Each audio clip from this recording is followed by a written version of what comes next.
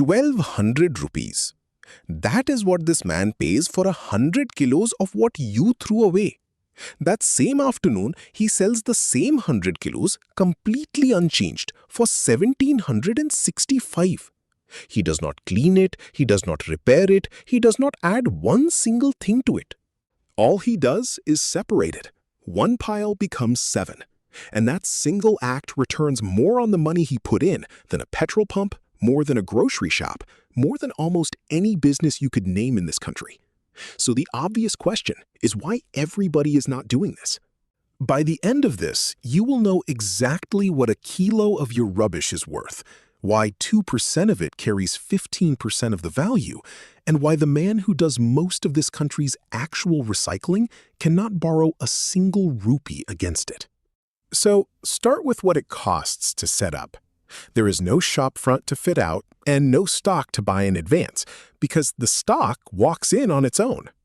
What you actually need is somewhere to pile it, something to weigh it with, and enough cash in a tin to pay for it the moment it arrives.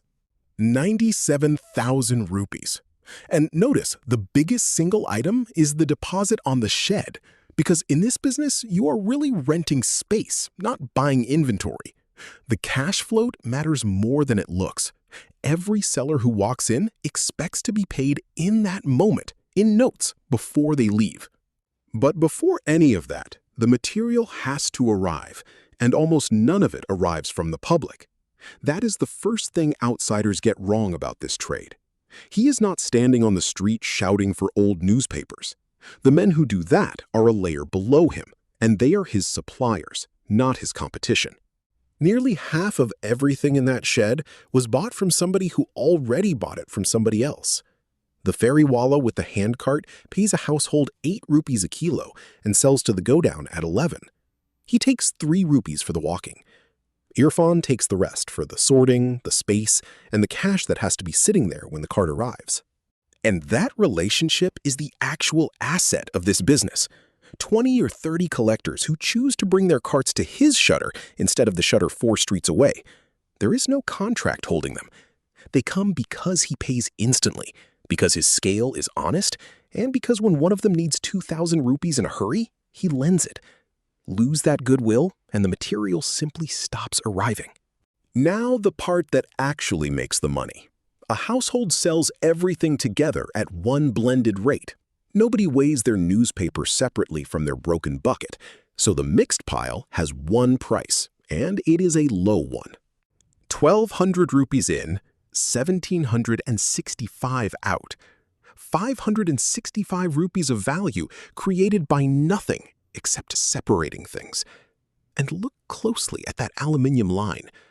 2 kilos out of 100, 2% of the weight, and it carries 15% of the entire value of the load. This chart is the whole trade in one picture. Glass is barely worth carrying. Aluminium is worth almost 70 times as much per kilo. And the rate a household is paid sits down near the bottom because they are selling a blend, and he is buying the right to unblend it. Which means the skill in this job is not negotiating. It is looking at a heap on the floor and knowing within about 30 seconds roughly what is inside it. A dealer who misjudges a load by a few kilos of metal has given away his entire margin on it before the sorting has even started. There is also a set of things he will not touch, and this is where the trade gets serious. Drain covers, railway fittings, electrical cable, anything from a transformer.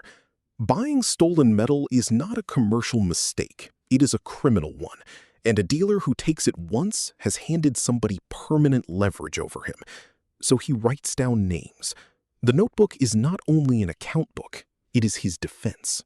62,000 rupees a month on 97,000 rupees of capital. That is a remarkable number, and it comes from something that has almost nothing to do with margin. It comes from speed. 4 days. That is how long material sits in that shed before it leaves. The grocery shop we looked at earlier had 4 lakh rupees frozen on its shelves for nearly 2 months at a time. Here, the same rupee gets spent, recovered, and spent again about 90 times a year. That is the entire reason this works. But he is not the end of the line. He is one link near the bottom of a chain that runs all the way to a mill he will never visit, and it is worth seeing where the money along that chain actually sits. He takes the biggest single step in that chain, and he earns it, because his step is the one that requires hands. Everyone above him is moving material that somebody else has already sorted. He is the only one in the chain who deals with the mess. And here is where it gets genuinely dangerous. The price he sells at is set by global commodity markets.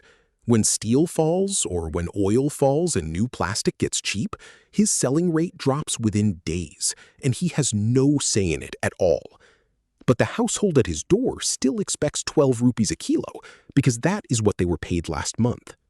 A 20% fall in commodity prices, which is an ordinary year, takes almost his entire profit.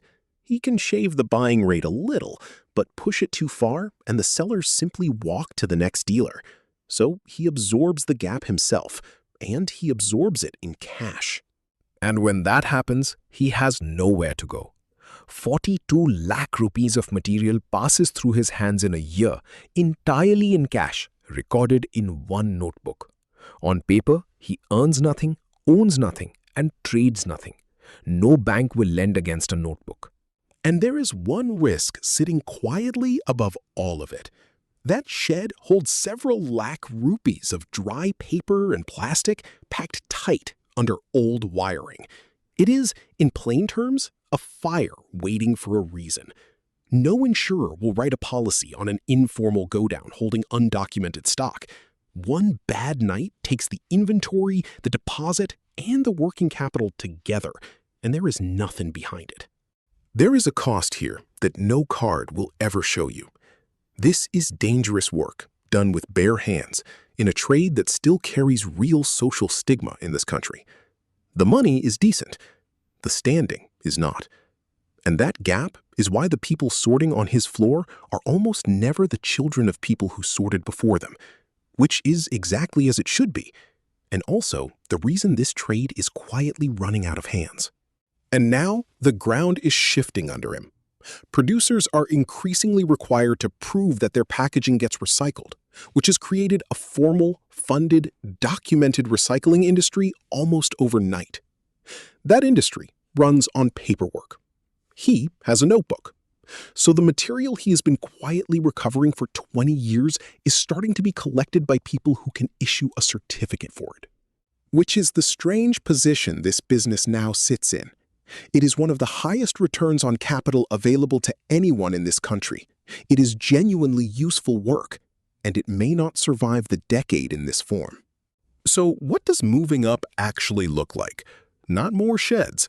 One bigger yard, a baling press, a weighbridge, and the paperwork to sell straight to the mill instead of to the aggregator above him. That skips a whole link in the chain, and the numbers change shape completely. 18 lakh rupees to make that jump.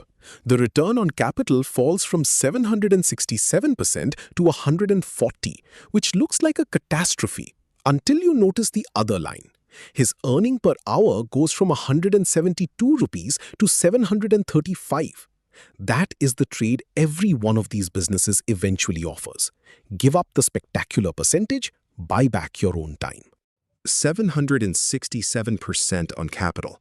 And here is the detail I find hardest to look away from. His earning per hour is 172 rupees. The kirana owner down the road earns 192, almost the same wage for their time. But one of them had to find 11 lakh rupees to get there, and the other found 97,000. Put all three side by side, and something uncomfortable appears.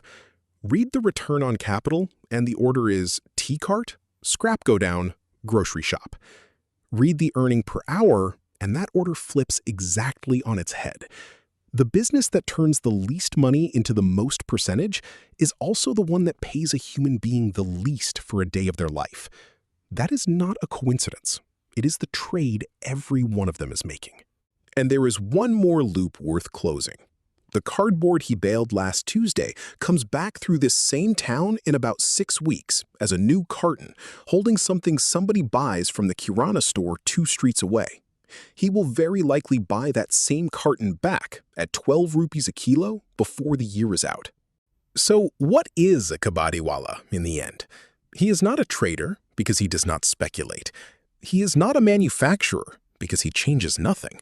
He is paid extremely well relative to what he put in to do the one thing nobody else in the chain is willing to do with their own hands.